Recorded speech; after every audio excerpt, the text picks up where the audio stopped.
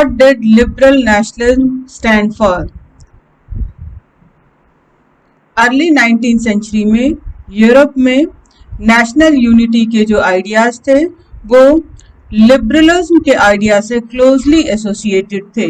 ये जो टर्म है लिबरलिज्म, ये एक लैटिन वर्ड लिबर से बना हुआ है and that word, Latin word Libre, it means free.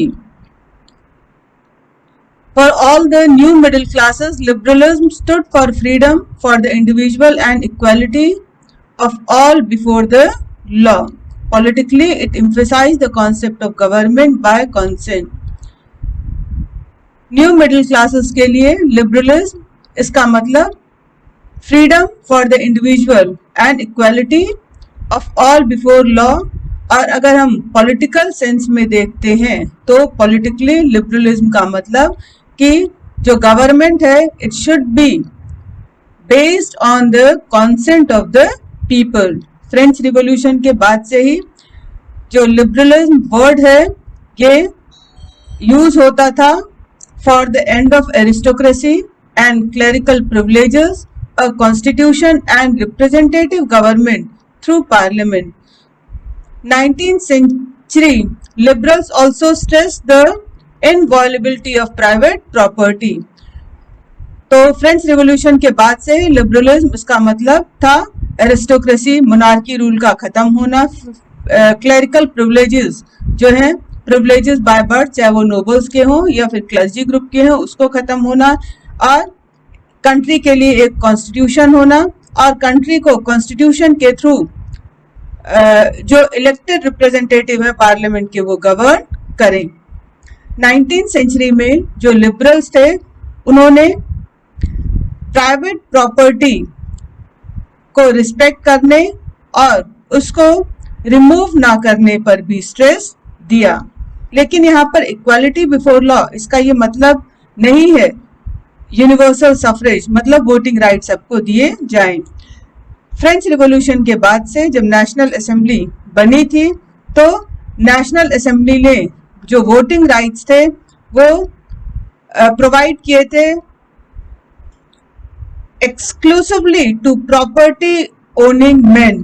तो आपका वोटिंग राइट्स जब शुरू में फ्रांस में प्रोवाइड किए गए तो ये कुछ ही लोगों को दिए गए और किसको दिए गए? सिर्फ उन लोगों को जिनके पास प्रॉपर्टी थी।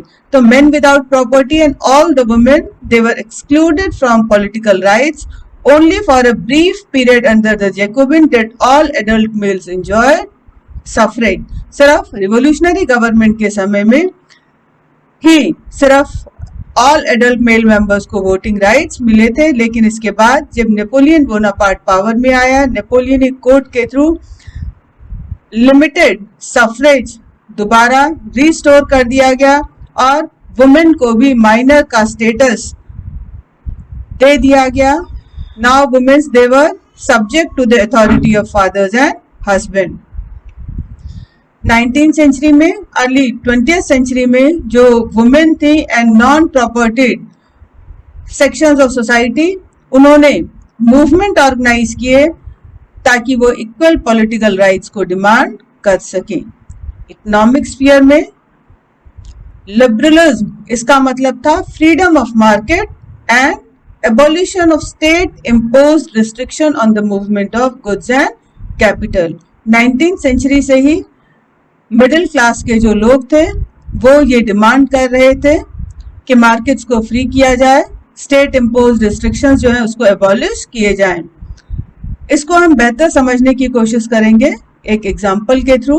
जो एग्जाम्पल है ये German speaking regions in the first half of 19th century. तो first half of 19th century में जो जर्मन स्पीकिंग रीजन्स थे उन रीजन्स को नेपोलियनिक एडमिनिस्ट्रेटिव मेजर्स के थ्रू जो काउंटलेस स्मॉल प्रिंसिपैलिटीज थी उनको एक यूनियन, एक कन्फेडरेशन ऑफ 39 स्टेट्स का एक यूनियन बना दिया गया। कहने का मतलब इस कन्फेडरेशन के बनने के पहले जो जर्मन स्पीकिंग एरियाज थे ये first half of 19th century में ये छोटे छोटे किंगडम्स में डिवाइडेड थे, जहां पर अलग अलग रूलर्स रूल कर रहे थे और नेपोलियन ने जब इस एरिया पे कब्जा किया तो उसने जो एडमिनिस्ट्रेटिव मेजर्स इंट्रोड्यूस किए उसमें ये जो काउंटलेस छोटे छोटे स्टेट्स थे उन सबको मिला के एक कन्फेडरेशन बना दिया गया, एक यूनियन बना दिया गया 39 स्टेट्स का। ये जो स्मॉल प्रिंसिपैलिटीज थी ये कन्फेडरेशन बनने के पहले, तो इन हर स्टेट की अपनी खुद की करेंसी होती थी, अपने खुद के वेट एंड मेजर्स होते थे। अगर कोई भी मर्चेंट 1833 में ट्रेवल कर रहा हो हेम्सबर्ग से न्यूरमबर्ग की तरफ अपना सामान बेचने के लिए, तो उसे 11 कस्टम बैरियर्स को क्रॉस करना पड़ता था और हर कस्टम बैरियर पे उसे 5% कस्टम ड्यूटी पे करनी होती थी। जो कस्टम ड्यूटीज थी ये सामान के वेट या मेजरमेंट के अकॉर्डिंग लगाई जाती थी और क्योंकि उस समय हर रीजन का अपना खुद का system of weight and measures होता था और इसीलिए हर रीजन में कस्टम ड्यूटी कैलकुलेट करने में काफ़ी टाइम लगता था। एग्जाम्पल है आपका कि उस समय जो क्लोथ जो कपड़ा था it was measured in LA, इसको LA में मेजर किया जाता था और जो कपड़े का लेंथ है LA में मेजर किया जाता था और हर रीजन के लिए LA का लेंथ डिफरेंट था। फॉर एग्जाम्पल अगर कोई इंसान 1 LA cloth textile Frankfurt region में खरीदता है तो उसे 54.7 सेंटीमीटर ऑफ क्लोथ मिलेगा, मेंस में 51.1 सेंटीमीटर मिलेगा, न्यूरमबर्ग में 65.6 सेंटीमीटर मिलेगा एंड फ्रैंकफर्ट में 53.5 सेंटीमीटर क्लोथ मिलेगा।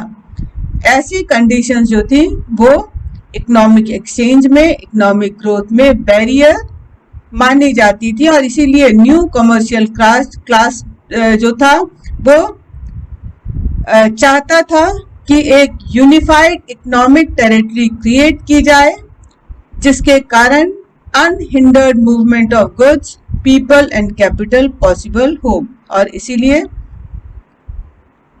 रशिया के इनिशिएटिव में 1834 में एक कस्टम यूनियन और जवेलरिन क्रिएट किया गया।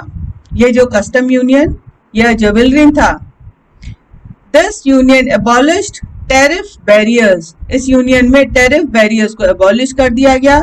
नंबर ऑफ करेंसीज जो पहले 30 थी अब उसको रिड्यूस करके 2 कर दिया गया। इसके बाद रेलवे नेटवर्क को भी क्रिएट किया गया जिसके कारण गुड्स, पीपल एंड कैपिटल के मूवमेंट में जो है स्मूथनेस आई। तो इस तरह से ये जो इकोनॉमिक इंटरेस्ट को यूनाइट करने का एफर्ट था over the period of time, इससे नेशनल यूनिफिकेशन को भी बढ़ावा मिला। A new conservatism after 1815। Following the defeat of Napoleon in 1815, European governments were driven by a spirit of conservatism. 1815 में नेपोलियन के डिफीट के साथ ही यूरोप में कंजर्वेटिव गवर्नमेंट जो थे वो पावर में आए। यहाँ पे जो कंजर्वेटिव्स हैं they believe that established traditional institutions of state and society like the monarchy, the church, social hierarchies, property and the family, they should be preserved।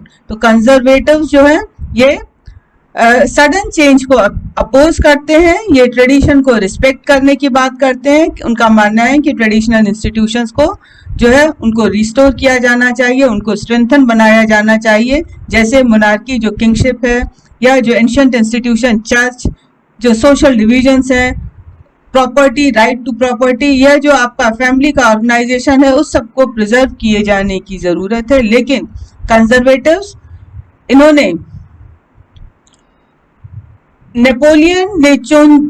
Napoleon ने जो चेंजेस शुरू किए थे उन चेंजेस के बाद ज़्यादातर कंजर्वेटिव्स ये विश्वास करने लगे थे कि चेंजेस को रोका नहीं जा सकता, मॉडर्नाइजेशन को रोका नहीं जा सकता और उन्होंने ये रियलाइज किया कि modernisation could in fact strengthen traditional institution like the monarchy. जो मॉडर्नाइजेशन है इसको यूज किया जा सकता है ट्रेडिशनल इंस्टीट्यूशन जैसे मोनार्की को और ज्यादा मजबूत बनाने के लिए।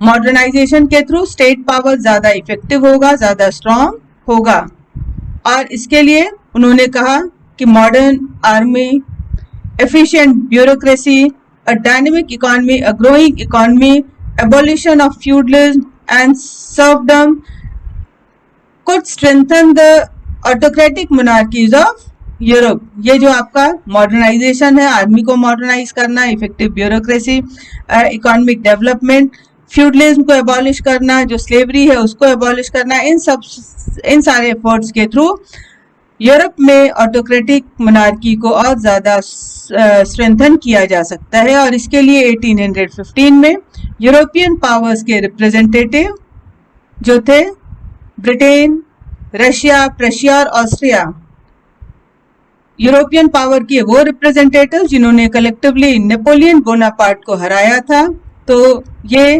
रिप्रेजेंटेटिव्स ये वियना में मिले ताकि वो यूरोप के लिए एक सेटलमेंट ड्रॉ कर सकें।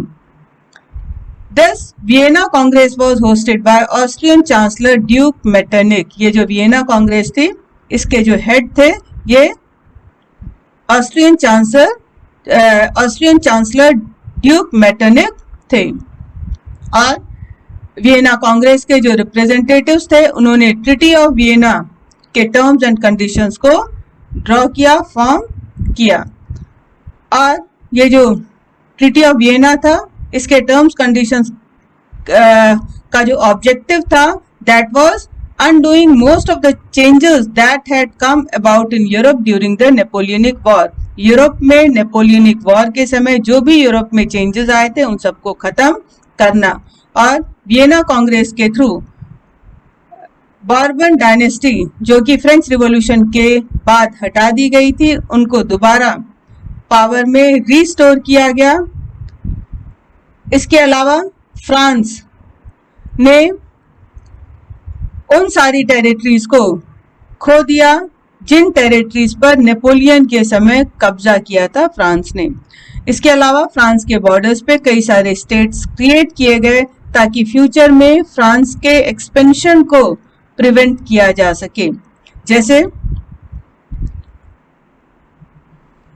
फ्रांस के नदर्न पार्ट में kingdom of Netherland which included Belgium was set up, और साउथ में पिडमॉन्ट में जेनेवा को ऐड कर दिया गया। वेस्टर्न फ्रंटियर्स में प्रशिया को नई टेरिटरीज दी गई, जबकि ऑस्ट्रिया इसको नदर्न इटली का कंट्रोल दिया गया। लेकिन जो जर्मन कन्फेडरेशन बना था 39 स्टेट्स का that had been set by Napoleon was left untouched. लेकिन नेपोलियन ने जो 39 स्टेट्स का जर्मन कन्फेडरेशन बनाया था उसके साथ छेड़खानी नहीं की गई, उसको वैसा ही रहने दिया गया। ईस्ट में रशिया को पोलैंड के कुछ हिस्से दिए गए, जबकि प्रशिया को सैक्सोनी का एक हिस्सा दिया गया। The main intention was to restore the monarchies that had been overthrown by Napoleon and create a new conservative order in Europe. तो वियना कांग्रेस के बाद कंजर्वेटिव गवर्नमेंट जो है ये यूरोप के डिफरेंट कंट्रीज में स्टैब्लिश हुई। ये कंजर्वेटिव गवर्नमेंट जो थी they were autocratic, they were having unlimited powers, but they did not tolerate criticism and decent.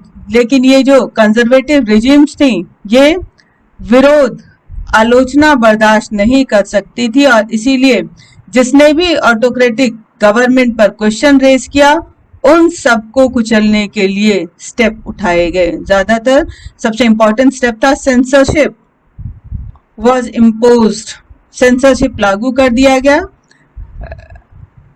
Newspaper पे, बुक्स पे, प्लेस पे और सॉन्ग्स में, ठीक है, उन सारी चीजों पे जो कि लिबर्टी एंड फ्रीडम के आइडियाज को रिफ्लेक्ट करते थे।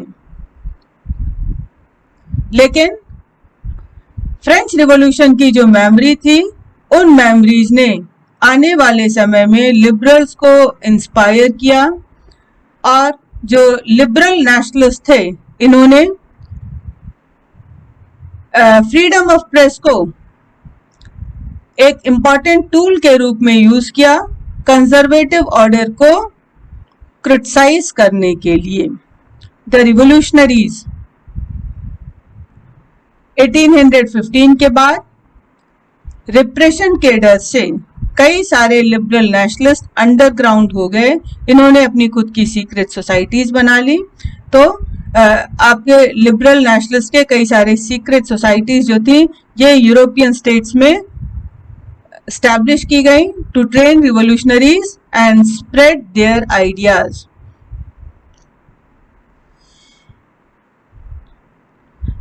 उस समय रिवोल्यूशनरी होने का मतलब ये था कि मोनार्कियल फॉर्म ऑफ गवर्नमेंट को अपोज करना, उन मोनार्कियल गवर्नमेंट्स को अपोज करना जो कि वियना कांग्रेस के बाद यूरोप के डिफरेंट कंट्रीज में सेटअप हुई थी। इसके अलावा लिबरल होने का मतलब ये भी था to fight for liberty and freedom. बहुत सारे रिवोल्यूशनरी जो थे इस पीरियड के वो नेशन स्टेट को क्रिएट करना एक नेसेसरी पार्ट मानते थे स्ट्रगल फॉर फ्रीडम का। एक ऐसा ही इंडिविजुअल जो था जिसने रिवोल्यूशनरी व्यूज को आगे बढ़ाया, ये कौन थे? ये Italian revolutionary Giuseppe Mazzini. He was born in Geneva in 1807। इनका जन्म जिनेवा में 1807 में हुआ। ये कार्बोनारी जो सीक्रेट सोसाइटी थे इसके मेंबर बन गए। यंग एज में जब ये 24 इयर्स के थे इन्हें एग्जाइल पर भेज दिया गया, देश निकाला दे दिया गया 1831 में। किस लिए? क्योंकि इन्होंने लिगुरिया में रिवोल्यूशनरी अटेम्प्ट जो है रिवोल्यूशन करने की कोशिश की थी। इसके बाद इन्होंने 2 और अंडरग्राउंड सोसाइटीज बनाई। फर्स्ट जो सोसाइटी थी यंग इटली इन मार्सेलेस और दूसरी जो थी यंग यूरोप इन बर्न। इसके जो मेंबर्स थे ये इसकी जैसे विचार रखने वाले यंग मैन थे। कहाँ के? पोलैंड, फ्रांस, इटली और जर्मन स्टेट्स के। Mazzini he believed that the God had intended nations to be the natural units of mankind, so Italy could not continue to be a patchwork of small states and kingdoms। तो इसका मानना था कि जो Italy है ये small states and kingdoms का patchwork, छोटे छोटे स्टेट्स का में बट के नहीं रह सकता। इटली का यूनिफिकेशन जरूरी है। इटली को एक सिंगल यूनिफाइड रिपब्लिक में यूनाइट करना जरूरी है। ये जो यूनिफिकेशन है वही इटालियंस की लिबर्टी का बेसिस बनेगा, उसका बेस बनेगा। जोसेफ मेजिनी के सीक्रेट सोसाइटी के बेसिस पे, उसी के मॉडल पे जर्मनी, फ्रांस, स्विट्जरलैंड और पोलैंड में भी सीक्रेट सोसाइटीज बनाई गई। जो मेजिनी का रिलेंटलेस अपोजिशन, जो कॉन्टिन्यू अपोजिशन था मोनार्की को लेकर के और उसका जो विजन था डेमोक्रेटिक रिपब्लिक को लेकर के, इसके कारण जो कंजर्वेटिव्स वो इससे डरने लगे थे। मैटरनिक जो है ड्यूक मैटरनिक, इसने जोसेफ मेजिनी को डिस्क्राइब किया है as the most dangerous enemy of our social order.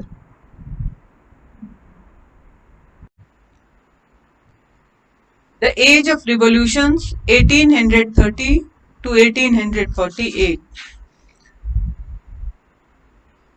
जब कंजर्वेटिव गवर्नमेंट्स अपने पावर को कंसोलिडेट करने में, अपने पावर को स्ट्रांग बनाने में लगे हुए थे, तो उस समय यूरोप के कई सारे रीजन्स में जैसे Italian and German states, the provinces of Ottoman empire, Ireland and Poland, इन एरिया में रिवॉल्यूशन को एसोसिएट किया गया लिबरलिज्म एंड नेशनलिज्म से। इन एरियाज में जो रिवॉल्यूशंस हुए उसको करने वाले लिबरल नेशनलिस्ट थे और ये liberal nationalist educated middle class elite group को बिलोंग करते थे।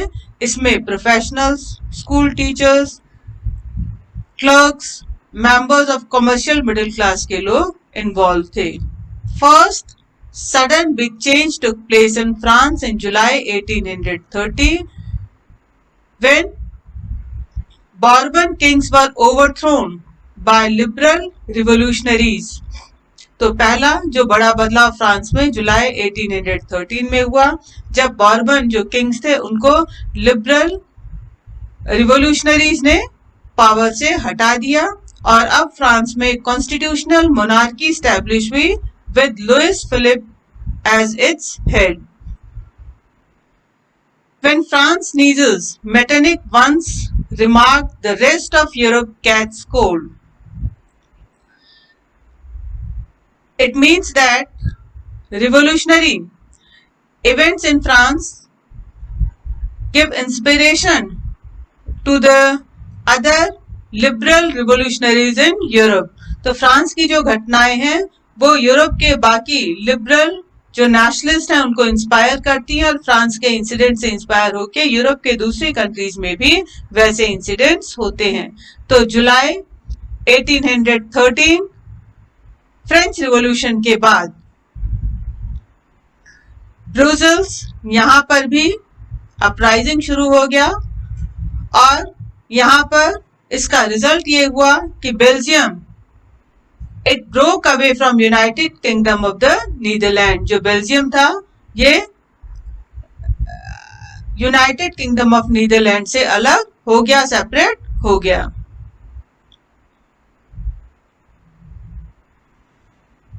इसके अलावा एक और ऐसा इंसिडेंट था जिसने पूरे यूरोप में जो लिबरल्स थे उनके अंदर ना सिर्फ लिबरल्स जबकि पूरे यूरोप के लोगों के अंदर नेशनलिस्टिक फीलिंग को इंस्पायर किया। ये जो दूसरा इवेंट था ये ग्रीक वॉर ऑफ इंडिपेंडेंस था। 15th सेंचुरी से ही ग्रीस जो है ये ऑटोमन एम्पायर का पार्ट था और रिवोल्यूशनरी नेशनलिज्म के ग्रोथ के साथ ही अब ग्रीस में भी इंडिपेंडेंस को लेकर के स्ट्रगल शुरू हो गया था और ये Greek war of independence it started in 1821। जो ग्रीस के नेशनलिस्ट थे उनको उन ग्रीक्स का सपोर्ट भी मिला जो कि एग्जाइल पर दूसरे यूरोपियन कंट्रीज में रह रहे थे। इसके अलावा western Europeans also supported Greek war of independence because they had sympathies for the ancient Greek culture, क्योंकि उनके अंदर एंशियंट ग्रीक कल्चर को लेकर के सिंपैथी थी क्योंकि उस समय पोएट्स और आर्टिस्ट इन्होंने ग्रीक को सेलिब्रेट किया as the cradle of European civilisation. तो ग्रीक को क्रेडल ऑफ यूरोपियन सिविलाइजेशन माना जाता है। ऐसा माना जाता है यूरोपियन सिविलाइजेशन की शुरुआत ग्रीस से ही हुई और इसीलिए यूरोप के पोएट्स और आर्टिस्ट इन्होंने यूरोप के लोगों को मोबिलाइज किया और उन लोगों को मोबिलाइज किया कि वो ग्रीक के लोगों को सपोर्ट करें to fight against a Muslim empire. एक इंग्लिश पोएट लॉर्ड बिरॉन इन्होंने फंड भी ऑर्गेनाइज किए और बाद में ये ग्रीस भी गए to fight in the war, जहां पे 1824 में फीवर से इनकी डेथ हो गई। फाइनली 1832 में ट्रीटी ऑफ कॉन्स्टेंटिनोपल, इस ट्रीटी के थ्रू ग्रीक को एक इंडिपेंडेंट नेशन रिकॉग्नाइज किया गया। The romantic imagination and national feeling. Nationalism का डेवलपमेंट सिर्फ वॉर और टेरिटोरियल एक्सपेंशन के थ्रू नहीं हुआ, इसमें कल्चर ने भी काफी इंपॉर्टेंट रोल प्ले किया लोगों के अंदर नेशनलिस्टिक फीलिंग डेवलप करने के लिए। और कल्चर में आर्ट, पोएट्री, स्टोरीज, म्यूजिक, इन सब ने लोगों के अंदर देशभक्ति की भावना जगाने में काफी इंपॉर्टेंट रोल प्ले किया। Romanticism, it was a cultural movement which sought to develop a particular form of nationalist sentiments। ये आपका जो रोमांटिसिज्म है ये एक अलग तरह का कल्चरल मूवमेंट था जिसमें एक अलग तरह का नेशनल सेंटिमेंट लोगों के अंदर डेवलप किया गया। जो रोमांटिक आर्टिस्ट थे, इन्होंने glorification of reason and science इसको क्रिटिसाइज किया और इन्होंने फोकस किया इमोशंस, इंट्यूशंस, मिथिकल फीलिंग्स पर। इनका एफर्ट था कि लोगों के अंदर शेयर्ड कलेक्टिव हेरिटेज की फीलिंग को डेवलप किया जा सके, एक कॉमन कल्चर डेवलप किया जा सके। उनका मानना था कि एक शेयर्ड कलेक्टिव हेरिटेज और एक कॉमन कल्चर ही एक टेरिटरी के लोगों को, diverse group of people living in a territory, इनको एक नेशन के रूप में यूनिफाई कर सकता है। दूसरे जो रोमांटिक फिलोसफर्स जैसे German philosophers Johann Gottfried Herder, इन्होंने क्लेम किया कि true German culture was to be discovered among the common people das volk. जो ट्रू जर्मन कल्चर है इसको जर्मन के कॉमन लोग, जिसे डेस वॉल्ड बोला जाता था, इनके बीच में डिस्कवर किया जा सकता है। इनमें ट्रू जर्मन कल्चर को पाया जा सकता है और जर्मन कल्चर को पाने के लिए जो कॉमन लोगों के फोक सॉन्ग्स हैं, फोक पोएट्री, फोक डांसेस, ये काफी इंपॉर्टेंट सोर्स हैं। और ये folk song, folk poetry, folk dance, they are the true spirit of nation. ये किसी भी नेशन के ट्रू स्पिरिट, ट्रू शेप को जो है शो करते हैं।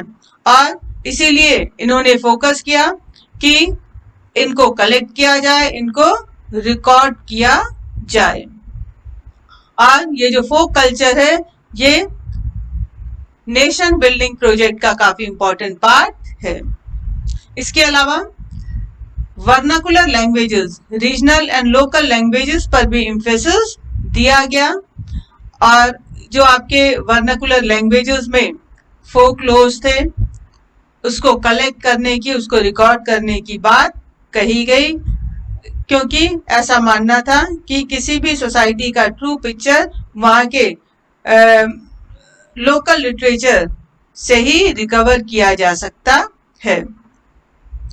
तो इस तरह से ये जो फोकलोर हैं ना सिर्फ एंशियंट नेशनल स्पिरिट को रिकवर करते हैं, बल्कि ये मॉडर्न नेशनलिस्ट मैसेज को भी ज्यादा से ज्यादा ऑडियंस तक पहुंचाने में एक इम्पॉर्टेंट मैसेज का रोल प्ले करते हैं उन ऑडियंस में जो ज्यादातर लिटरेट होते हैं। तो यहाँ पे हम लोग पोलैंड के केस को डिस्कस करेंगे। Poland, it was partition at the end of 18th century by the great powers Russia, Prussia and Austria. End of 18th century में जो ग्रेट पावर्स थे रशिया, प्रशिया एंड ऑस्ट्रिया, इन्होंने Poland को अपने बीच में divide कर लिया था। बेशक अब पोलैंड एक इंडिपेंडेंट टेरिटरी के रूप में एग्जिस्ट नहीं करता था, लेकिन यहाँ के लोगों के मन में अभी भी जो नेशनल फीलिंग्स थी वो जिंदा थी through music and language. Karol Kurpinski ये एक पोएट थे और इन्होंने पोलैंड के लोगों का जो स्ट्रगल था, उनका जो नेशनल स्ट्रगल था, उसको सेलिब्रेट किया अपने ओपेरा और म्यूजिक के थ्रू। इन्होंने जो पोलैंड के फोक डांसेस थे जैसे पोलेनाइज एंड मजूरका, इसको नेशनलिस्ट सिंबल के रूप में पॉपुलर बनाया। लैंग्वेज ने भी काफी इंपॉर्टेंट रोल प्ले किया पोलैंड के लोगों के बीच में नेशनलिस्टिक सेंटिमेंट्स को डेवलप करने के लिए। रशियन ऑक्यूपेशन के बाद, रशिया के कंट्रोल के बाद पॉलिश लैंग्वेज को स्कूल से हटा दिया गया था। मीडियम ऑफ एजुकेशन या मीडियम ऑफ एजुकेशन जब है, अब ये रशियन लैंग्वेज को बना दिया गया था। रशियन लैंग्वेज को हर जगह इम्पोज कर दिया गया था। 1831 में रशियंस के अगेंस्ट एक आर्म स्ट्रगल हुआ जिसको फाइनली सरप्रेस कर दिया गया। इसके बाद पोलैंड में जो क्लर्जी ग्रुप के मेंबर्स थे, इन्होंने लैंग्वेज को नेशनल रेजिस्टेंस का एक वेपन बना लिया। पॉलिश लैंग्वेज को चर्च गैदरिंग्स में यूज किया गया, रिलीजियस इंस्ट्रक्शंस को देने के लिए पॉलिश लैंग्वेज को यूज किया गया, जिसका रिजल्ट ये हुआ कि बहुत सारे जो प्रीस्ट एंड बिशप्स थे, they were put in jail और sent to Siberia by the Russian authorities as punishment for their refusal to preach in Russian, and the use of Polish came to be seen as the symbol of the struggle against Russian dominance. Hunger, hardship and popular revolt. 1830s के बाद के जो years थे, ये Europe में economic hardship के years थे। 19th century के फर्स्ट हाफ में ज्यादातर यूरोपियन कंट्रीज में पॉपुलेशन काफी तेजी से बढ़ी। पॉपुलेशन जितना ज्यादा बढ़ी, जॉब अपॉर्चुनिटीज उतनी नहीं बढ़ी, तो जॉब सीकर ज्यादा थे, जॉब अपॉर्चुनिटीज कम थी। रूरल पॉपुलेशन माइग्रेट करके शहरों में आ रही थी and they were forced to live in overcrowded slums. Small producers in towns, they were often faced with stiff competition from imports of cheap machine-made goods from England. तो ये आपकी जो इकोनॉमिक हार्डशिप यूरोप में या Europe के ज्यादातर countries में, सारी कंट्रीज में देखा जा रहा था, जिसका रिजल्ट ये हुआ कि अब लोगों के मन में जो एग्जिस्टिंग गवर्नमेंट थी उसके अगेंस्ट बहुत ज्यादा गुस्सा भड़क चुका था। इसके अलावा यूरोप के वो रीजन्स जो अभी भी एरिस्टोक्रेसी के अंडर में थे, जहां पे एरिस्टोक्रेसी अभी भी पावर एंजॉय करती थी, वहां पर जो किसान थे उनको फ्यूडल ड्यूज एंड ऑब्लिगेशन के अगेंस्ट भी लड़ना पड़ा। और वो साल जबकि खाने की चीजों की कीमतें बढ़ती थी या बैड हार्वेस्ट होता था, तो उस पीरियड में वाइड स्प्रेड पॉपुलिज्म देखने को मिलता था। That means extreme poverty was seen in different towns and countries of Europe. 1848 का ईयर एक ऐसा ही ईयर था, फूड शॉर्टेज था, वाइड स्प्रेड अनएम्प्लॉयमेंट, बहुत ज्यादा अनएम्प्लॉयमेंट थी, जिसके कारण पेरिस की पॉपुलेशन रोड पे आ गई। जगह जगह पे बैरिकेड्स को क्रिएट किया गया and Louis Philippe was forced to flee. Louis Philippe को पावर छोड़ के भागना पड़ा। नेशनल असेंबली ने फ्रांस को रिपब्लिक डिक्लेयर कर दिया। Suffrage was granted to all the adult members above 21 years and right to work was guaranteed to the people of France, and national workshop was also created to provide employment.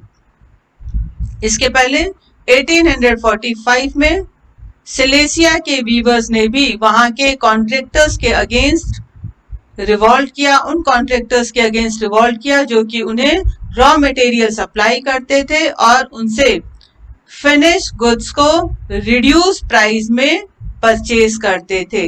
Journalist वेलहेम wolf, उन्होंने Silesian village के incident को describe किया है। उन्होंने कहा है कि Silesian जो विलेज थी, यहाँ की पॉपुलेशन अप्रोक्सीमेटली 18,000 थी। ज्यादातर जो लोग थे वो वीविंग के वर्क में एम्प्लॉयड थे, ज्यादातर जो बुनकर यहाँ के लोग ज्यादा वीविंग में इन्वॉल्व थे। लोगों की, वर्कर्स की कंडीशन बहुत ज्यादा खराब थी और क्योंकि वर्कर्स की कंडीशन खराब थी, the desperate need for job has been taken advantage of by the contractors to reduce the price of the goods they order.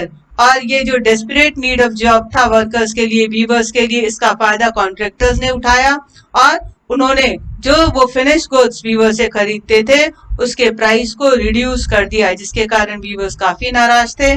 4 जून को 2 बजे दोपहर के समय वीवर्स की जो भीड़ थी वो अपने घरों से निकली और उन्होंने एक पेयर में मार्च करना शुरू किया।